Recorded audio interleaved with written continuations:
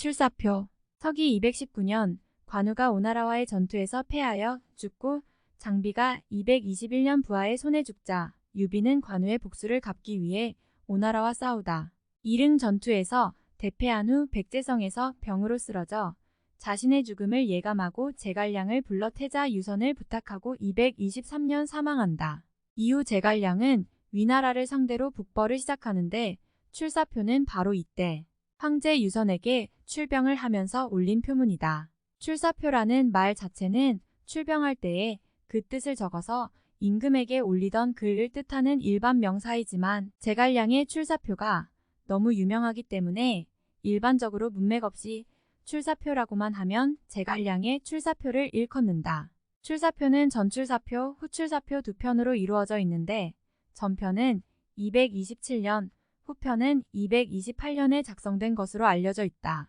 전출사표는 나라의 장래에 대한 제갈량의 걱정과 스스로에 대한 다짐이 주된 내용을 이루며 그 진정성이 표문 전체에 절절히 녹아있어 표문의 교범과도 같은 존재로 꼽힌다. 옛말에 출사표를 읽고 눈물을 흘리지 않으면 충신이 아니다 라는 말까지 있을 정도이다. 동아시아에서 삼국지는 워낙 유명하고 제갈량은 유비와 더불어 삼국지의 주인공이다 보니 삼국지에는 제갈량에 대한 이야기가 상당 분량을 차지하는데 제갈량에 관한 이야기는 후대에 상당한 영향을 미치고 있다. 출사표에 대한 내용도 그러한데 출사표라는 낱말은 동아시아 문화권에서 관용어의 하나로서 널리 쓰이고 있다. 가장 대표적인 것이 출사표를 던지다 라는 표현인데 큰 시합이나 경쟁, 선거 따위에 용감히 나서겠다는 의사를 밝히다 라는 의미로 사용된다. 출사표는 누구나 인용하는 말이므로 출사표를 한번 읽어보는 것이 이런 표현을 할 때 상당히 도움이 될 것이다. 후출사표는 위작의 논란이 있으므로 전출사표만 소개한다. 전출사표. 현재 깨옵서는 창업하신 뜻의 반도 이루지 못하신 채 중도에 붕어하시고 이제 천하는 셋으로 정립되어 익주가 매우 피폐하오니 참으로 나라의 존망이 위급한 때이옵니다. 하오나 폐하를 모시는 대소신료들이 안에서 나태하지 아니하고 충성스런 무사들이 밖에서 목숨을 아끼지 않음은 선제께옵서 특별히 대우해주시던 황은을 잊지 않고 오로지 폐하께 보답고자 하는 마음 때문이옵니다. 폐하께서는 마땅히 그들의 충언에 귀를 크게 여시어 선제의 유덕을 빛내시오며 충해지사들의 의기를 드넓게 일으켜 주시옵소서. 스스로 덕이 박하고 재주가 부족하다 여기셔서 그릇된 비유를 들어 대의를 이르시면 아니되오며 충성스레 가나는 길을 막지 마시옵소서. 또한 궁중과 부중이 일치단결하여 잘한 일에 상을 주고 잘못된 일에 벌을 줌에 다름이 있어서는 아니 될 것이옵니다. 만일 간악한 짓을 범하여 죄지은 자와 충량한 자가 있거든 마땅히 각 부서에 맡겨 상벌을 의논하시어 폐하의 공평함과 명명백백한 다스림을 더욱 빛나게 하시옵고 사사로움에 치우치셔서 안팎으로 법을 달리하는 일이 없게 하시옵소서.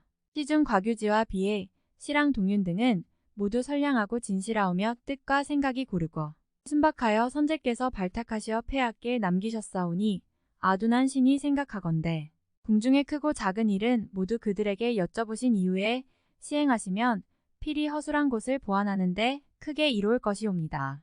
장군 상총은 성품과 행실이 맑고 치우침이 없으며 군사에 밝은지라 지난날 선제께서 상총을 시험 삼아 쓰신 뒤 유능하다 말씀하셨고 그리하여 여러 사람의 뜻을 모아 그를 도독으로 천거했사오니 아둔한 신의 생각으로는 군중의 대소사는 상총에게 물어 결정하시면 반드시 군사들 사이에서 화목할 것이오며 유능한 자와 무능한 자 모두 적재적소에서 맡은 바 임무를 성실히 다할 것이옵니다. 전한 황조가 흥한 것은 현명한 신하를 가까이하고 탐관오리와 소인배를 멀리했기 때문이오며 후한 황조가 무너진 것은 탐관오리와 소인배를 가까이하고 현명한 신하를 멀리한 때문입니다. 선제께옵서는 생전의 신들과 이런 이야기를 나누시면서 일찍이 환제, 영제 때의 일에 대해 통탄을 금치 못하셨사옵니다.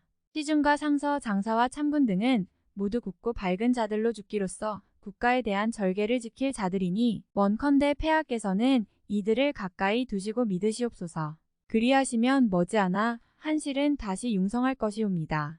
신은 본래 하찮은 포위로 남양 땅에서 논밭이나 갈면서 난세에 목숨을 붙이고자 하였을 뿐 제후를 찾아 일신의 영달을 구할 생각은 없었사옵니다. 하오나 선제께옵서는 황공하옵게도 신을 미천하게 여기지 아니하시고 무려 3번씩이나 몸을 낮추어 몸소초려를 찾아오시어 신에게 당세의 일을 자문하시니 신은 이에 감격하여 마침내 선제를 위해 몸을 아끼지 않으리라 결심하고 그 뜻을 받들었사옵니다. 그 후 한실의 구군이 기울어 싸움에 패하는 어려움 가운데 소임을 맡아 동분서주하며 위난한 상황에서 명을 받들어 이를 행해온 지 20하고도 한 해가 지났사옵니다.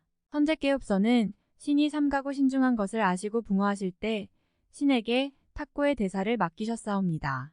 신은 선제의 유지를 받은 일의 조석으로 근심하며 혹시나 그 부탁하신 바를 이루지 못하여 선제의 밝으신 뜻에 누를 끼치지 않을까 두려워하던 끝에 지난 건흥 3년 225년 5월에 누수를 건너 불모의 땅으로 깊이 들어갔사옵니다. 이제 남방은 평정되었고 인마와 병기와 가분 역시 넉넉하니 마땅히 삼군이 북으로 나아가 중원을 평정시켜야 할 것이옵니다. 늙고 아둔 하나마 있는 힘을 다해 간사하고 흉악한 무리를 제거하고 대한 황실을 다시 일으켜 옛 황도로 돌아가는 것만이 바로 선제께 보답하고 폐하께 충성드리는 신의 직분이옵니다. 손익을 해하려 폐하께 충원드릴 일은 이제 과교지, 비의, 동윤 등의 몫이옵니다.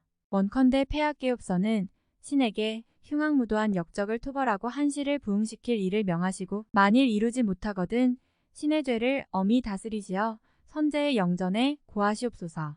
또한 만약 덕을 흥하게 하는 말이 없으면 과규지, 비의, 동윤의 허물을 책망하시어 그 태만함을 온 천하에 드러내시옵소서. 폐하께옵서도 마땅히 스스로 헤아리시어 옳고 바른 방도를 취하시고 신하들의 바른 말을 잘 살펴 들으시어 선제께서 남기신 뜻을 좇으시옵소서. 신이 받은 은혜의 감격을 이기지 못하옵니다. 이제 멀리 떠나는 자리에서 표문을 올림에 눈물이 앞을 가려 무슨 말씀을 아뢰어야 할지 모르겠사옵니다. 건흥 5년 평북대도독 승상 무양후 영익주목 진해외사 제갈랴